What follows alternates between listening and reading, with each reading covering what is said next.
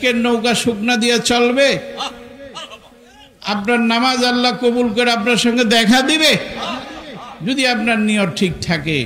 আর যদি নিয়ত দিয়ে ভেজাল, আপনার যতই ইবাদত করেন ঘাটে ঘাটে আপনি ধরা পড়ে যাবে। তাইলে সরল হইতে চান তো? তাহলে আপনারা বলবেন কুতুববাগের বাবা বলে গেছে সরল হইতে আর অন্যের গীবত থেকে বাইসা থাকতে। আল গীবাতু আসাদ্দু মিনাজ জিনা। বাবা, গ্রামের মধ্যে কিছু সরল সহজ লোক থাকে না, এর সঙ্গে অনেকে ঠাট্টা মস্করা করে কিনা।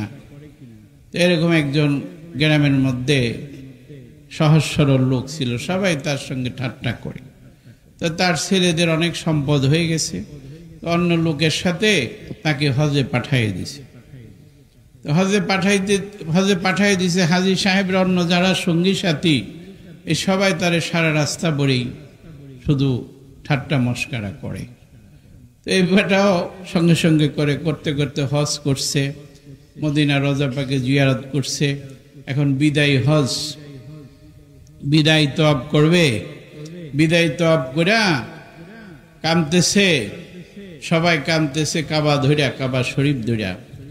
তো এখন ওই এক হাজী সাহেব ঠাট্টা করে বলছে, এই যখন বিদায় তওয়াব করে আসছে, কিছু দূর আসার পরে বলে, ওই আমাদের তো আল্লাহ বেহেশতি সার্টিফিকেট দিয়ে দিছে, আমরা যে হজ করছি আমাদের হজের সার্টিফিকেট দিছে, তোমারে দিছেনি?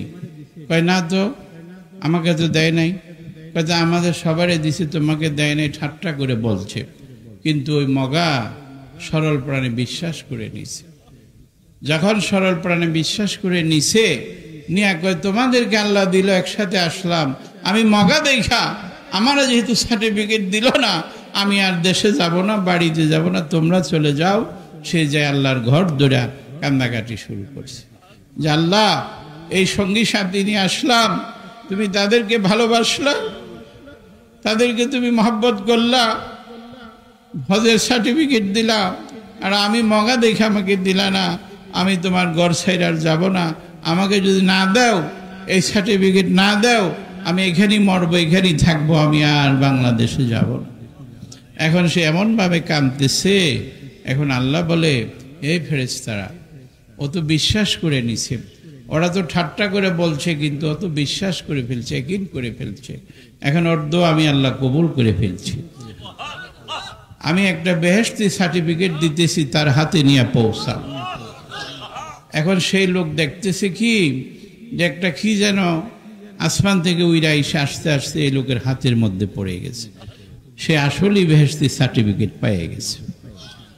আর যেই চালাক চতুর, এই যে কয়জন গেছে, এদের তো আর সার্টিফিকেট হইল না, তাদের তো হইল না, এখন তো সে আসল সার্টিফিকেট পেয়ে গেছে। বুঝলেন তো আপনারা?